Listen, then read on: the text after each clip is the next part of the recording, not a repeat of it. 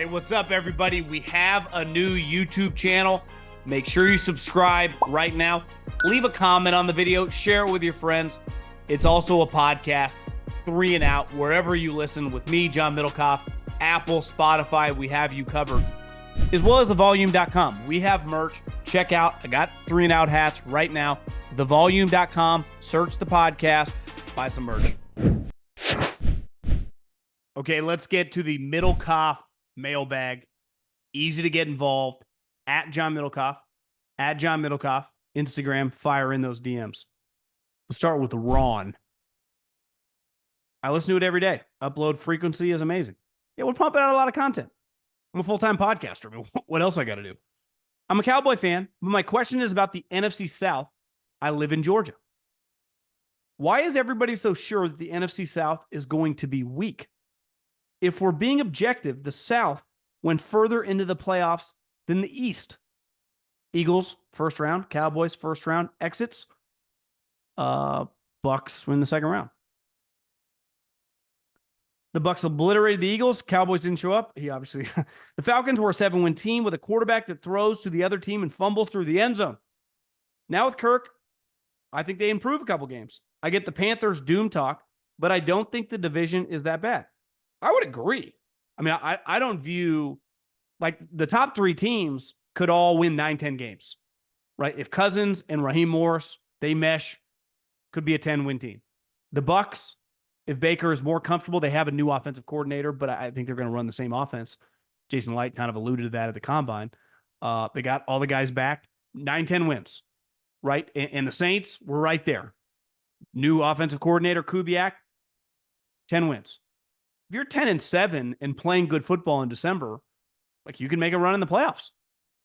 To me, I'm with you. The division, I think we just question the upside of all the teams, but there is no disputing the talent on those 3 rosters. I mean, the Bucks have high-end, like, Hall of Fame talent. The Falcons have a lot of young, explosive players and good on defense. And the Saints have been solid for a while. Just Derek needs to be more consistent, but I'm with you. It's not doom and gloom beside the Panthers. Non-football question. Since you live in Arizona, where do you go during the summertime to get away from the heat? I can't imagine many 1 p.m. tee times in July. Well, actually, the summer, if you don't mind the heat, I go out to TPC Scottsdale at 1 or 2 o'clock and play 27 holes in 2.5 hours. So it weeds out the week. Now, last year was really hot, and you got to get a second home. And right now I don't have one. So I'm just stuck in my house. So I don't really, quote unquote, have somewhere to go. I guess we go on vacation or Tahoe, but, we work, got to pay the bills, expensive lifestyle. So got to keep podcasting so I can get a second home. Fucking Idaho, Coeur d'Alene, Flagstaff. I don't know. It's why we aspire. It's why we keep swinging our pick. But as of right now, summertime, you'll find me in the heat, baby. Okay, long-winded question. Try to fire through this. What is your perspective on why you think there's a lack of any sort of patience to allow quarterbacks to develop? 2 examples for you with different situations. Bryce, number 1 pick. Obviously, there are expectations. In fairness, he did not play like how I imagine a number 1 pick is expected to perform. But guess who didn't either his rookie year? Peyton Manning, who still has the interception record for a rookie. And I'd say he turned out all right. Don't get me wrong. I understand the physical limitations of Bryce compared to Peyton. Not saying he is going to be Peyton. But also, Bryce played an absolute dumpster fire last year. Very limited weapons, bad O-line, no run game, which makes throwing infinitely harder. Why is there so little time being afforded to him to grow and improve as a player?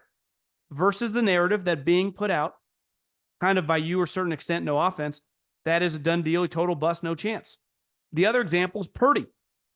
Obviously the opposite situation. Last pick, no expectations. Good, sound decision maker, can turn it on and be a gamer, as we saw in the NFC Championship game. He has only just gone through his first full season off the UCL tear. No less, which is no small injury to come back from. But guys like Colin constantly rip on him for being below average quarterback, which, if you have a lack of sense and watch the tape, he isn't. but there isn't no forethought into how he can develop. Under Shanahan, Tom Brady wasn't Tom Brady until year 4 in the league. Well, I think guys like Purdy are a good example. Obviously, you have someone like Patrick Mahomes who just immediately played and was a superstar. Even Lamar, pretty quickly, star. Took Josh Allen a couple years. I think this gets back to, and I talked about it earlier, the patience in society has never been smaller. And when you factor in the patience from fans and patience from the owner, who now has unlimited money, every owner in the National Football League is rich.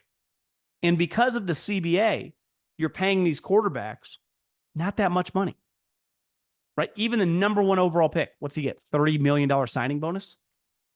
$38 million guaranteed? I could be off $1 million or $2 million, but you're not talking Russell Wilson deal. So if in a couple years it's not working, worst case scenario, you just unload him for a 5th or 6th. We don't have time. No general manager or coach has like 4 years to just watch a guy struggle. Within a couple years, Peyton Manning had him in the playoffs. So there's a level of urgency in the NFL that I think parallels like Wall Street. Some of you guys that run businesses that work around or work with, or maybe it's you, impatient people. Like not everyone gets a long leash in life. And I don't have time for year 4 or 5 because I will get fired. And there are enough examples of like other people succeed.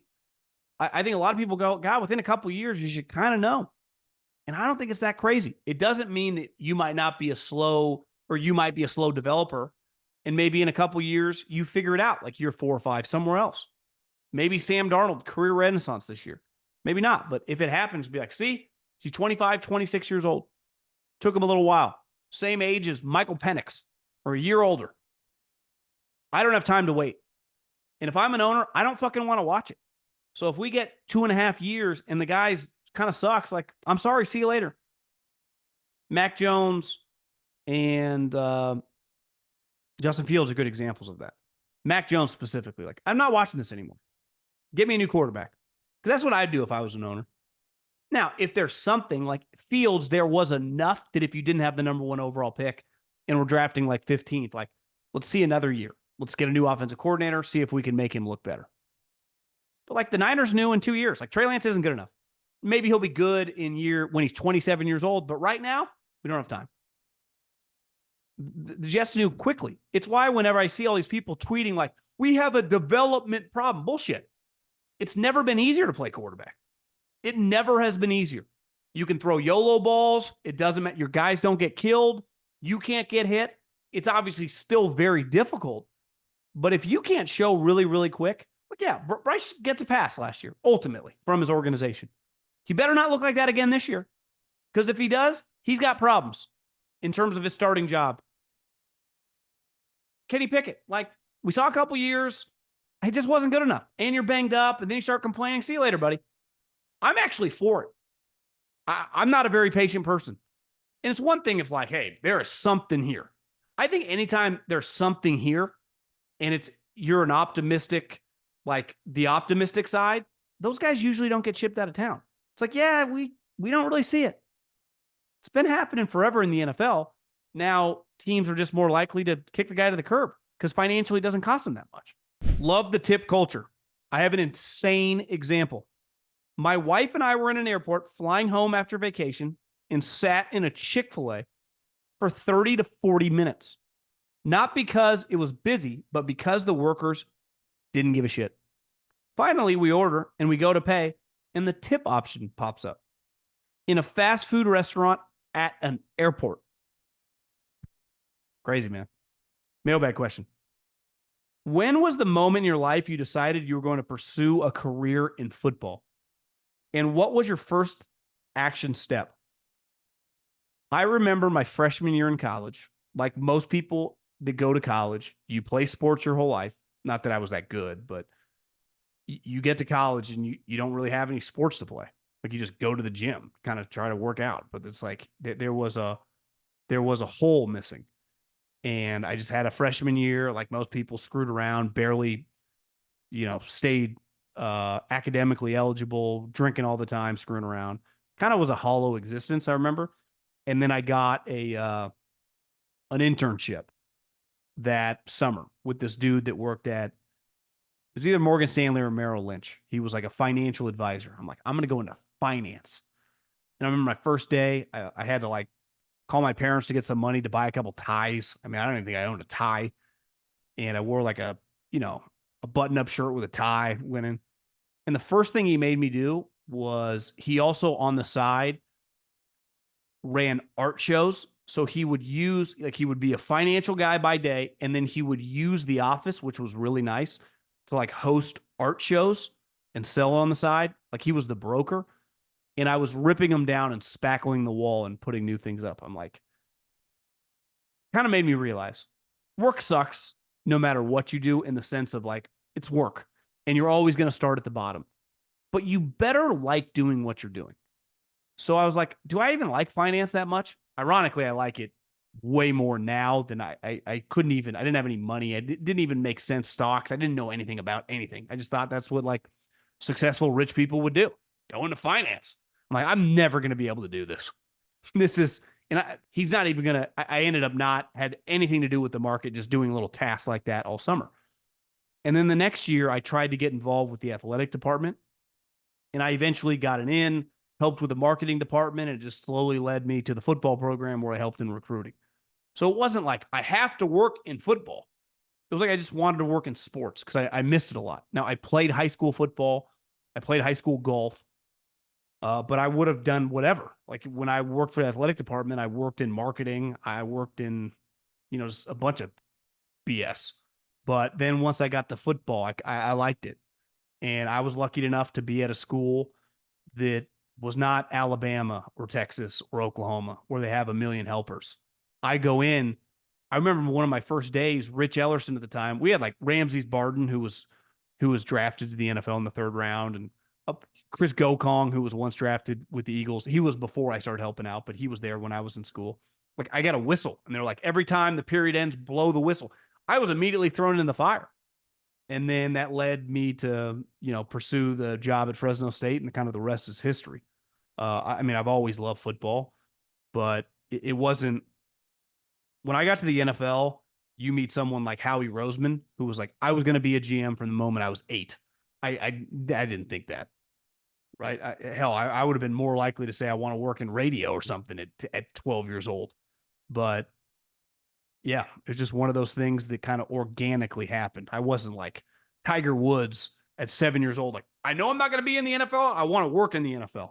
But once I kind of got that itch, I really, really worked hard to try to do everything I could to get there. Like, I was obsessed with it. The thrill and excitement of March Mania is here. And DraftKings Sportsbook, one of America's top-rated sportsbook apps, is giving new customers a shot to turn $5 into $150 instantly in bonus bets with any college basketball bet. North Carolina listeners, don't forget DraftKings Sportsbook is now live in your state. Download the DraftKings Sportsbook app and use code JOHN, J-O-H-N. New customers can bet $5 to get $150 instantly in bonus bets only at DraftKings Sportsbook with code JOHN. The crown is yours.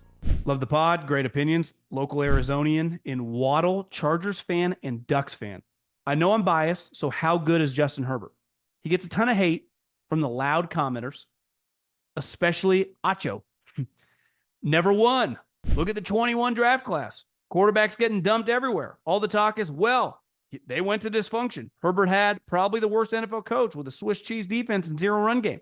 The final regular season game 2 years ago against the Raiders for the final playoff spot. Multiple huge 4th down conversions. He was good in that game. They haven't lost games because of Herbert. And he's been in a lot of games. They shouldn't have been because of him. I'll admit, maybe he doesn't have the loud, fearless leadership. True, that's not really his personality. But dude is a dog. Was Eli like the loud, fearless leader? Like, different players, but like, you don't have to be Peyton Manning or Tom Brady barking it. Like, not your personality is your personality. I want Jaylen Herz isn't some loud barker. Josh is definitely more vocal. I would say Lamar has kind of grown into that. And maybe with time, having Jim Harbaugh, he'll grow into that. I know this. Whenever we're arguing over the Achos of the world, because Acho fucking hitched his wagon to Tua, there's not a GM, there's not a coach, and there's not a fan with a fucking brain who would take Tua over Herbert. Every GM and head coach, including the Dolphins, would take less than a nanosecond if you had to pick between the two of them. It wouldn't last 1/1000. Before you could say 1/1000, every single person in a decision-making standpoint in the NFL would say Justin Herbert. Yeah, has he left a little something to be desired? Partly because he's compared to Mahomes, Lamar, and Allen. But guess what? Insert Jim Harbaugh. I expect him to legitimately be in that class moving forward. So I'm biased too. The Pac-12's dead, but as a my kids won't even know what that is one day. As a fan of the conference and the West Coast football, he's a stud, man. I like him. Obviously, he's got to produce at a high level, and now the pressure's really going to be on because of Jim, but I'm a huge fan of Justin Herbert. I think everyone with a brain is. Huge fan and supporter. I like this guy. I even have my girlfriend listening to the pod. Try to increase that female demo. I think we're like 98-2, and that might even be a little off. Close to 100-0. But I appreciate all the lady fans out there. I'm a huge, including you, Mom. I'm a huge Bears fan and couldn't be more excited for Caleb. Do you think it's possible to go from the worst to first in the North this year? There's one team every year that does it, and think we are set up perfectly for the jump. I know Detroit is obviously the new leaders of the division, but we beat them once with Fields and should have beat them twice last year. They had that game where you guys were kicking their ass and they came storming back. Green Bay surged late. But how is everyone forgetting how bad Love was for a long stretch? I think because first year starting, once he got his legs under him and felt comfortable, it almost felt like, is this what the guy's going to be? I'm with you. Like, if he was a normal player, it would be hard to forget it. I think you have to look at him, as a borderline rookie. I know he's been in the league for a while, but he never played. My problem with picking you guys to be first is not the talent on your team. The talent on your team's good. That's why what RG3 said was so stupid. It's like, this is not some joke organization in terms of roster. The roster is one of the better rosters for a number one overall pick to ever go to. Think about some of the number one overall picks over the years. Stafford, Bradford, Goff, Peyton. So many number one overall picks go to terrible teams. Burrow, go to Lawrence, Bryce Young. This is the best roster of all the guys I just listed. So it's definitely possible, right? If Detroit has an injury or two, I just think it's hard for me to pick against them. But last year, people thought they'd be good. And then they won, 12, 13 games. This year's everyone's taking them seriously. Like, there's no sneaking up on Detroit on anybody. There's no, this is a solid team. No, it's like this team was in the NFC Championship with a chance to win, and everyone's returning. I think I saw one of their DBs just got arrested for something in the middle of the night. Not good. Something to monitor. Even though that was Sutton, he was not very good. But there's legit pressure on. But they bring back the offensive coordinator. Their O-line's so good. I have a hard time seeing them not be good. Green Bay, like, I'm betting on them, but you're right. Like, let's see Jordan Love do it start to finish. Like, if they're going to be a 12, 13 win team, he's going to have to be good the majority of the year, not just 5-6 games at the end of the season. Your coach is a pretty big question mark. Like, is Eberflus a good head coach? And Caleb is a rookie. Now, if he doesn't, maybe we go, hey, the best rookies look sweet. CJ just did. Caleb does. That's why the leash, getting back to why is the leash so short on these guys? Because I see what it looks like when a guy's good early. Now, Caleb's team's better than a lot of these teams, but you know what I mean? You can kind of see it. Like, there's something there. That, to me, is the scary part with Bryce. Did anyone watch Bryce Young last year and go, there's a lot to work with? Because I watched a lot of Panther games just kind of out of the corner of my eye when he'd take the field and be like, God, this does not look good. And obviously, you're just consumed by how physically small he is. But you just watch CJ, you're like, God, this guy looks like a 5-year vet who's been to 3 Pro Bowls, and not the fake Pro Bowls like Mac Jones went to, the one where you're a legit top 3 player in your conference. So, yeah, man, I think your hopes should be really high. I think you should be cautiously optimistic. I think thinking you're going to win the division and then being disappointed if you don't, like, I think legitimately competing for a wild card spot, being in a position to be a wild card team in December should be something very realistic. But ton of pressure on the coach. And obviously, it's a rookie quarterback. Playing quarterback in the NFL is a lot different than playing Washington State and Oregon State. And those 2 teams aren't bad. I will be in Scottsdale, 413 to 416, looking for a good mid-tier golf course. Solid restaurant recommendations. Well, if you're staying in Scottsdale, I would say Raven, Whirlwind, the bang for your buck you get there. I would look into Weekapow. They got 36 holes, a little bit of a drive, but it's really sweet. I've lived in North Scottsdale for a while. If you get the chance, if you're with some boys, go to La Hacienda. It's in the Princess, which backs up to TPC Scottsdale. It has this awesome outdoor bars, and La Hacienda is just fantastic Mexican food. We went to Buck and Ryder the other day. That's kind of like a seafoody place. It's really good. I mean, you can never go wrong with, I would say, Mastro's. That's pretty good. The Mission in Scottsdale is really good food. The Mission's good. So that's kind of the route I would go. Easy. Not going to give you too many recommendations. Since I moved into this house and built a kitchen that's costing me a lot of money, I don't even go out to eat as often anymore. But that should do it. Have a great day. Talk to everyone soon. Adios.